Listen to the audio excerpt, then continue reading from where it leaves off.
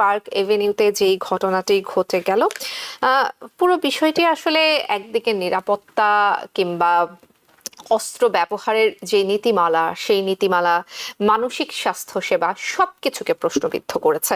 এখানে সেফটি সিকিউরিটিটা কিন্তু আরো স্ট্রং হওয়ার কথা ছিল। অ্যাসল্ট রাইফেল টাইফেল এগুলোর যে আপনি দেখুন, আপনি অস্ত্রগুলো কিন্তু অতি সহজে সহজলভ্য, এবং এগুলো যতদিন পর্যন্ত প্রিভেন্টিভ কন্ট্রোল না হবে, this kind of atrocities, আমার মনে হয়, is going to continue. It's not going to, be controlled. দুই দলই মোটামুটি ভাবে দায়ী। দুই দল বলতে আমি ডেমোক্রেট এবং রিপাবলিকান বলছি, কিন্তু তুলনামূলকভাবে রিপাবলিকানরা অনেক বেশি দায়ী, কারণ তারা কোনো ধরনের গান কন্ট্রোলের কোনো মেজারে, কোনো ধরনের বিলেই তারা সমর্থন করে না। মানুষের কাছে আত্মরক্ষার জন্য বন্দুক, পিস্তল, মানে রিভলভার থাকতেই পারে, কিন্তু অ্যাসল্ট রাইফেল এগুলি থাকার আগে যাতে ব্যাকগ্রাউন্ড চেকটা স্ট্রং করা হয় এবং মানসিক প্রতিবন্ধীদেরকে যাতে কোনো অবস্থাতেই কোনো বন্দুক না দেওয়া হয়। পার্ক এভিনিউতে যেই ঘটনাটি ঘটে গেল, পুরো বিষয়টি আসলে একদিকে নিরাপত্তা কিংবা অস্ত্র ব্যবহারের যে নীতিমালা, সেই নীতিমালা, মানসিক স্বাস্থ্য সেবা সবকিছুকে প্রশ্নবিদ্ধ করেছে। আপনার পর্যালোচনা শুনি। ধন্যবাদ। দর্শক শ্রোতা সবাইকে শুভেচ্ছা, এবং শুভেচ্ছা আমার কো-প্যানেলিস্ট প্রফেসর খালিকুজ্জামান। আসলে দেখুন, আজকের এই ঘটনাটা নিয়ে বিশেষ করে এটা আসলে অত্যন্ত হৃদয় বিদারক, এবং সবচেয়ে আরো বেশি আমাদের জন্য হৃদয় বিদারক এবং স্পর্শকাতর যে আমাদেরই একজন বাংলাদেশি আমেরিকান, তার জীবনটাই কিন্তু আজকে চলে গেল। এবং আমরা জানি, আপনি একটু আগেই বলেছেন তার দুটো সন্তান আর একটা সন্তান আসার পথে।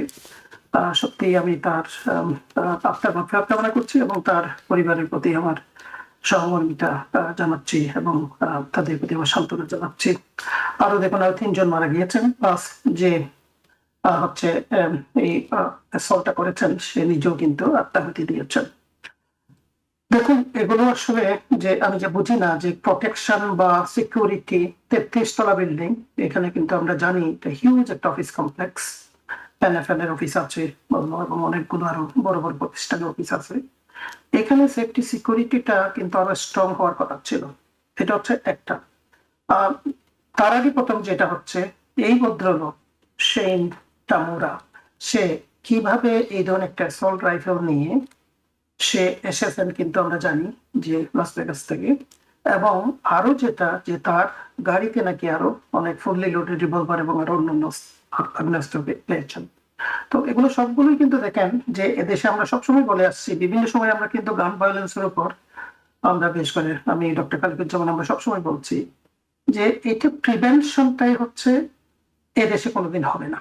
কারণ এরা সবসময় কিন্তু আমরা জানি যে এটা এগেইনস্ট কনস্টিটিউশন, এবং তারা সবসময় যে সেকেন্ড অ্যামেন্ডমেন্টের মধ্যে নিয়ে আসেন, এটা কন্টিনিউয়াসলি কিন্তু তারা বলে যাচ্ছেন। সুতরাং এটাও আরো দেখা যাচ্ছে এই ভদ্রলোক, তার মেন্টাল হিস্ট্রি আছে, তার আপনি যে বললেন city what ever it is, তার যেটা আছে, যেটা ব্রেন ডিজেনারেটিভ একটা ডিজিজ আর কি, সেহেতু তার সুইসাইড নোটে লিখে গিয়েছেন যে আমি সরি, আমার ব্রেন ডিজেনারেটিভ সিটি আছে আমার।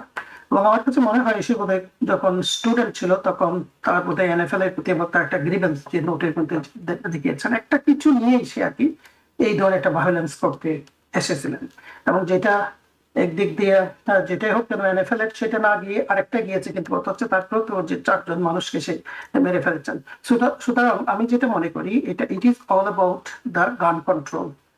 Nothing is going to happen. This kind of situation আমরা জানি টাইম টু টাইম স্কুলে হচ্ছে, কোমলমতি শিশুদেরকে আপনার অ্যাটাক করে মেরে ফেলছে, এবং বিভিন্ন সময় আমরা দেখছি লিউনেটিক মেন্টালি যারা তারা করছে, এবং অনেকে আবার যারা করছে যারা টেরর বলা হয়, এদেশে কিন্তু এই ধরনের ভায়োলেন্স গুলো কিন্তু আসছে হচ্ছে। এটা আমি যেটা বলবো যে অস্ত্রের অ্যাসল্ট রাইফেল টাইফেল এগুলোর যে আপনি দেখুন, আপনি অস্ত্রগুলো কিন্তু অতি সহজে সহজলভ্য, এবং এগুলো যতদিন পর্যন্ত প্রিভেন্টিভ কন্ট্রোল না হবে, this kind of atrocities, আমার মনে হয়, is going to continue. It's not going to, be controlled. এবং that is what the main thing we need to do.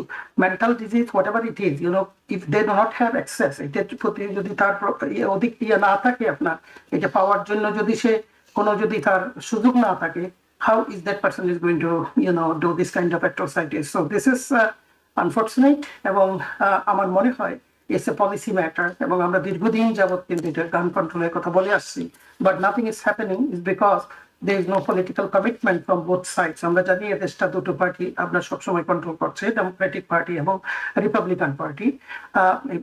অনেক সময় দেখা গিয়েছে those were real leader, true leader, leadership crisis আমি সবসময় বলে আসছি, সারা ওয়ার্ল্ডে হচ্ছে যেটা, যে ট্রু লিডার তারা কিন্তু টাইম টু টাইম কিন্তু এই ধরনের বিল নিয়ে আসেন, কিন্তু একটা কিন্তু it doesn't go anywhere because they kill it right at the, because they bring that, you know, the amendment all the times, like second amendment. It is against the constitution, it is against the democracy, it is against the people's right. I don't know what is at the cost of people's life, what right, what amendment are we talking about? তো এখানে সবচেয়ে হচ্ছে যে সদিচ্ছার অভাব এবং রাজনীতিবিদদের যে একটা যে অঙ্গীকার বা একটা প্রতিশ্রুতি জনগণকে সার্ভিস, আসলে সার্ভিস মতো তো আমরা দেখছি দিনের পর দিন is being compromise this way or that way. এটা এই ধরনের নৈতিকতার যতদিন পর্যন্ত রিয়াদে পরিবর্তন না হবে এবং এ দেশ বা যে দেশে হোক না কেন এই ধরনের ভায়োলেন্স একটা কঠোর একটা অবস্থান না নিবেন, অঙ্গীকার না নিবেন, nothing is going to happen. So this kind of things will happen এবং ইটস হ্যাপেনিং। কিন্তু সবচেয়ে বড় কথা হচ্ছে সাধারণ মানুষ, অসহায় মানুষ, যারা আপনার কোনো ধরনের কোনো কিছুর সাথে যুক্ত না, যে কোনো ধরনের আর্টিফিলিয়েশন বলা হোয়াটএভার ইট ইজ, তারা কিন্তু সবসময় কিন্তু এটার ভিকটিম হচ্ছে। So this is another situation, it happened. জি, professor doctor Golam M Matbar একটু যুক্ত করবেন কিনা যে আপনি আসলে এখানে প্রফেসর গোলাম এম মাতবর, আপনি আপনার পর্যালোচনা শুনছেন, আপনি একটু যুক্ত করুন যে আপনি আসলে এখানে কোন জিনিসটাকে বেশি দেখছেন। এটা কি আসলে অস্ত্র ব্যবহারের যে নীতিমালা সেইখানে কোনো দুর্বলতা, অর্থাৎ সিস্টেমের কোনো দুর্বলতা রয়েছে কিনা, নীতি নির্ধারকরা যারা রয়েছেন, পলিসি মেকাররা যারা রয়েছেন সেই জায়গাটা, অথবা মানসিক স্বাস্থ্য সেবার কথা আমরা বলছি সেই সেবাটাও আসলে পর্যাপ্ত দেওয়া হচ্ছে কিনা, মানে কোন জায়গাটাতে আসলে আপনি বেশি ফোকাস দেবেন? এটা কিন্তু আমার কাছে যেটা মনে হয় আর কি, এখন দেশের যে সিস্টেমিক প্রবলেম, এই প্রবলেমটা কিন্তু একদিনের না, স্বাধীনতার পর থেকেই কিন্তু। সুতরাং আপনি যে রিজন গুলো বলেছেন, এগ্রি টু অল। ফার্স্ট আমার কাছে মনে হয় প্রিভেনশন হতে হবে, যেটা গান কন্ট্রোল ছাড়া হবে না। আপনি মেন্টাল যে ঠিক আছে, মেন্টাল প্রবলেম অনেক আছে, অ্যাকোমোডেশন অনেকের দরকার আছে, মেন্টালি অনেকে লিউনেটিক পিপল, তাদের যদি এর প্রতি অ্যাক্সেসটা না থাকে গানের প্রতি, তাহলে they cannot make this kind of thing, they cannot commit this kind of the violence. So that is the most important thing. আপনার হ্যাঁ, এখানে আপনি যেটা বলছেন যে তার মেন্টাল ডিজিজ, মেন্টাল যে এটা, সে তো তার এই ধরনের কিন্তু কনভিকশন আছে, তার এই ধরনের কিন্তু আপনার রেকর্ড আছে, সেটা রেকর্ড থাকার পরেও কিন্তু এই যে অ্যাডাল্ট, সে তো আসলে গানটা পেয়েছেন এবং তাকে কে কন্ট্রোল করবে? তার ফ্যামিলি। এখন আমরা বলি সবসময় যে ফ্যামিলি একটা রুল আছে যে এখানে আর কি, কিন্তু পরিবারের রুল থাকার পরেও সে তো এখন adult, he can go anywhere. এখানে কতক্ষণ আপনি কন্ট্রোল করবেন তাকে? তো সেই মেন্টালি যদি তার এই ধরনের সমস্যা থাকে, তাকে তো মেন্টাল ট্রিটমেন্ট করা উচিত ছিল, এবং সে তো এটা তো হয়তো হয়ই নাই, তার উপর হচ্ছে সে গানটা সহজভাবে পেয়ে গিয়েছেন। সুতরাং তো এখানে আপনি যেটা বলছেন পলিটিক্যাল কমিটমেন্ট, আমি একটা পর একটা পয়েন্ট এমফাসিস যেটা করছি, যে একটা রাজনৈতিক একটা অঙ্গীকার লাগবে পলিটিশিয়ানদের, যে আমরা we are going to actually control it. এবং সে কন্ট্রোল কিভাবে? গান কন্ট্রোল। এবং অ্যাসল্ট রাইফেল, এটা তো সাধারণ মানুষের কাছে থাকার কোনো প্রয়োজন নেই। এক সময় সেটা দরকার ছিল, যখন প্রথমে বললো যে সেকেন্ড অ্যামেন্ডমেন্ট, তখন কিন্তু আপনার দেখেন দেশ ছিল কিন্তু বিরান, এই ধরনের গণবসতি ছিল না, এই ধরনের ধরেন যে আর্মস এমুনিশন বা পুলিশ কন্ট্রোল এগুলো এরকম ছিল না, যে আমাদের সিকিউরিটি রেকর্ড এরকম ছিল না। কিন্তু এখন তো সেগুলো মোমেন্টারিলি হচ্ছে, এখন ডিজিটালাইজড ওয়ার্ল্ড। সো এখানে আপনি বলবেন যে এখানে যে আমি যেটা বলবো যে এখানে গান কন্ট্রোল এবং পলিটিক্যাল যে কমিটমেন্ট, এটা দরকার, এটাকে আপনি কন্ট্রোল করতে গেলে। আদারওয়াইজ এই সবসময় কিন্তু এই ধরনের ঘটনা একটা ঘটবে। আর মানসিক সেবা, সেটা বলছেন যে এটা কি, যে মেন্টাল হেলথ, এটা সেটা তো আমরা বলি সবসময় থাকতে হবে। So all those things actually আর factors, but the main factor I believe in prevention. So prevention হচ্ছে প্রতিরোধ, হচ্ছে আপনার যেটা আমরা তো কিউরিটি অ্যাপ্রোচে চলে যাই, বেশি কিউরিটি বারেমূলক অ্যাপ্রোচে চলে যাই।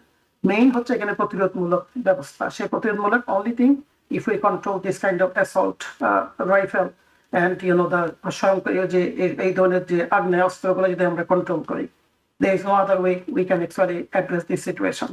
ঘটনাটি ঘটেছে ম্যানহাটনে, বন্দুকধারী যে হামলাকারী তিনি নিজেও আত্মহত্যা করেছেন। পুলিশও বলছেন যে তিনি আসলে মানসিকভাবে অসুস্থ ছিলেন। সুইসাইডাল নোটেও আমরা আসলে অনেকটা সেরকমই আভাস পাই।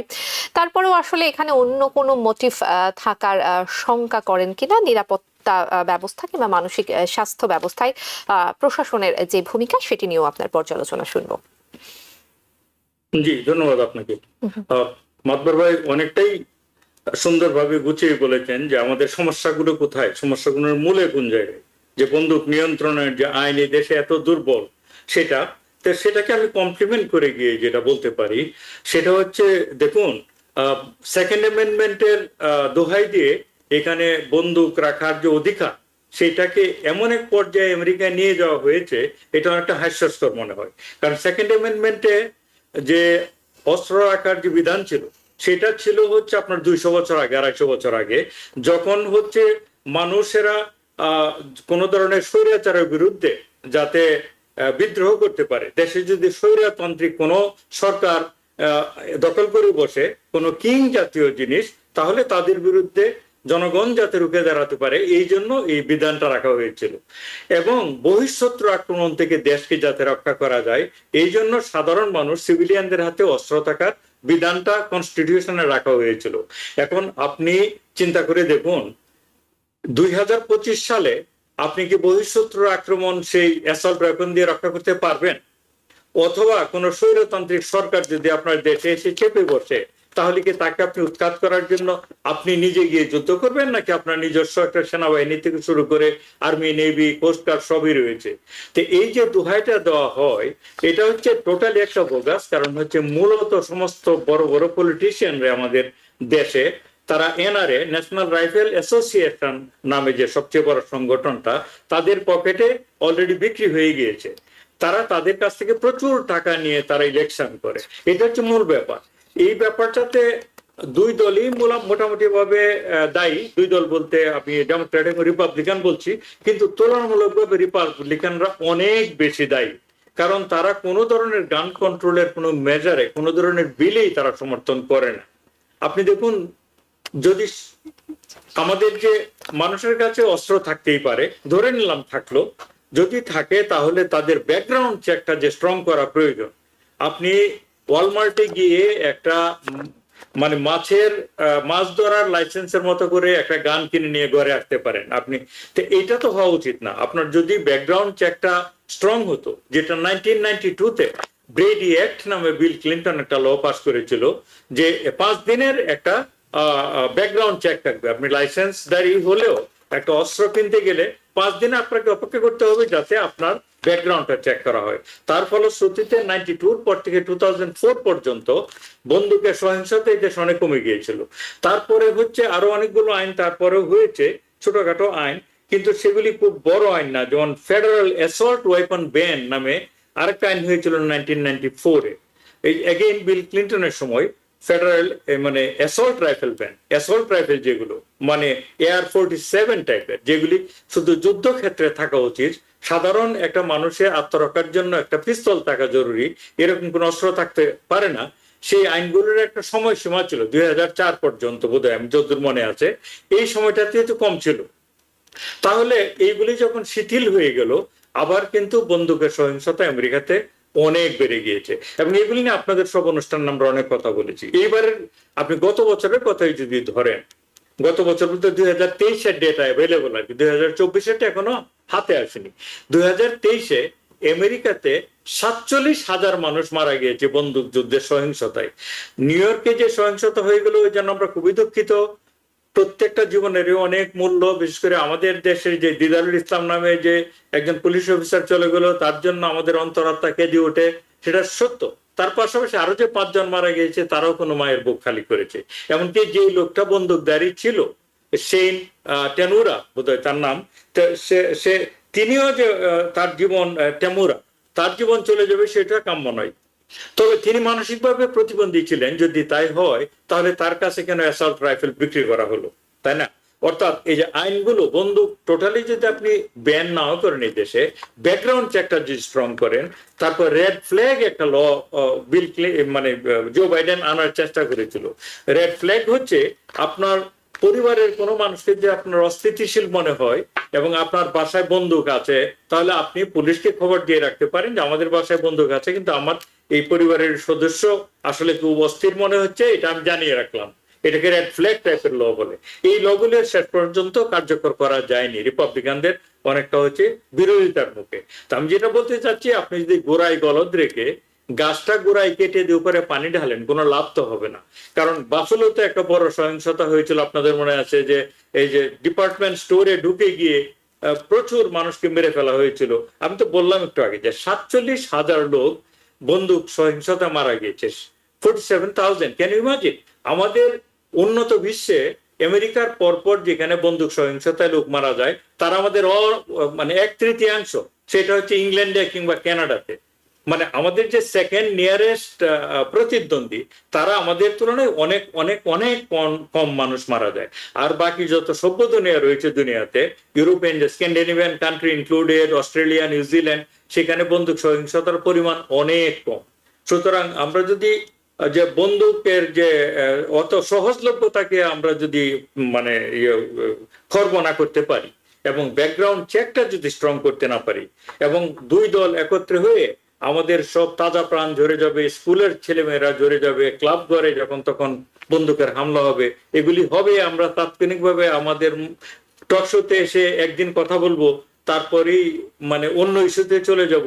এইভাবে তো এই সমস্যার সমাধান মোটেও হবে না। এটা সমস্যার সমাধান করতে হলে আসলে কাউকে বলতে হবে যে এনাফ ইজ এনাফ, এইভাবে একটা দেশ চলতে পারে না।